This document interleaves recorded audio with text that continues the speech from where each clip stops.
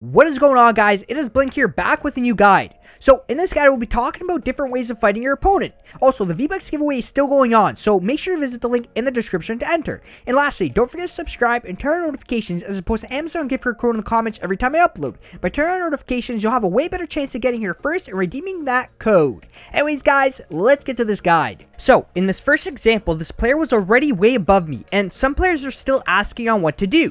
So I've explained this before, but it's still good to know for any new viewers. Now, you can see this player was well above me. What I did was place floors and went around my opponent's ramps. Now, I haven't explained this part too much, but if your opponent's above you, place those roofs, that way he's not able to take any shots onto you. Make sure you're doing it right when you're turning around. The most common time of getting shot would be when you're attempting to turn towards your opponent, because that's when he usually notices you going around his ramps, and he's got a good visual on you. So what he'll do is wait until you're exposed. That's why you're placing the roofs the moment you make the turn, because at that moment you're exposed. After placing the roofs, edit a roof and make your way above your opponent. Depending on where he is, just make sure the necessary materials are being placed down. Now, I'm not sure if he accidentally fell off or decided to get down to the low ground, but he should have tried building higher in his situation. Because he dropped down, I never need to build any higher and carefully made myself down towards him. Took my rocket shot from above because the best time to take rocket shots is when you're directly above your opponent, since there's a guaranteed impact, which is the ground. So, in this next example, I'll explain what I did right here and how a lot of players end up dying in this situation. This player had a jetpack and got above me. He placed a floor over top of me, and what people will do is try to box themselves in right under their opponent's floors because they think they're safe. Never box yourself in anywhere around your opponent's materials because he can edit peek you without any issues. You can see I jumped out and placed a wall inside that box and a floor above me. The wall was just in case he jumps into the box. The floor above me was to avoid taking any damage as I was exposed in the position I was in. I then edited my way up to my opponent. Now, he had a jetpack, and anytime your opponent's in the air, that's when you take shots, because your opponent cannot build when he's flying around with his jetpack.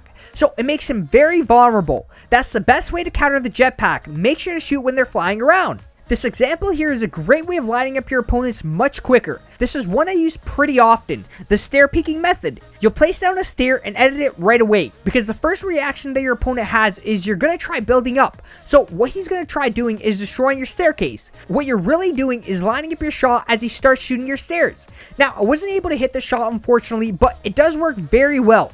You can either wait until your opponent destroys it or confirm the edit once he peeks out.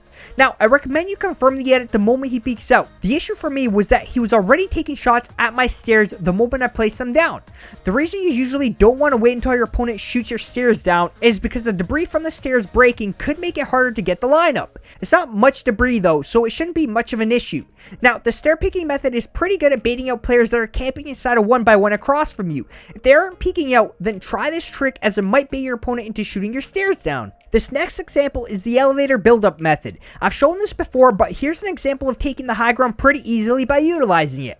One of these opponents tried pushing into my little box. The moment I saw his head, instead of placing stairs down, I placed a wall because there's no way of getting the stair down in front of him because he would have potentially glitched through my stair.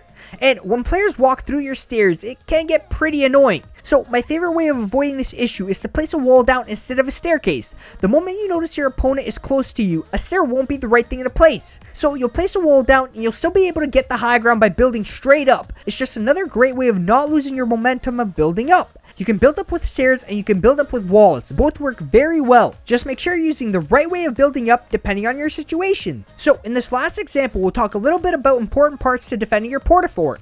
There's a player somewhere inside this house, and the first thing I always do is place a floor down in the middle of my fort. This avoids you from getting easily sneaked up on. Always add a floor down. Now, you can also add traps around the bottom walls, that way your opponent has no way of getting inside the middle. Next, make sure you're utilizing the edit feature on your porta-fort stairs, because you're the only one that's able to edit any piece of the porta-fort because it's yours. So what I'll typically do is stand on my stairs and edit the opposite 3 sides of the stairs. That way if my opponent walks under my stairs, I'll be able to drop down onto him. Now, this player placed down his own floor, and what I did was wait until he edited his opening, because I know he's going to try shooting my floor down. So you want to take shots right into his hole and try putting on some damage.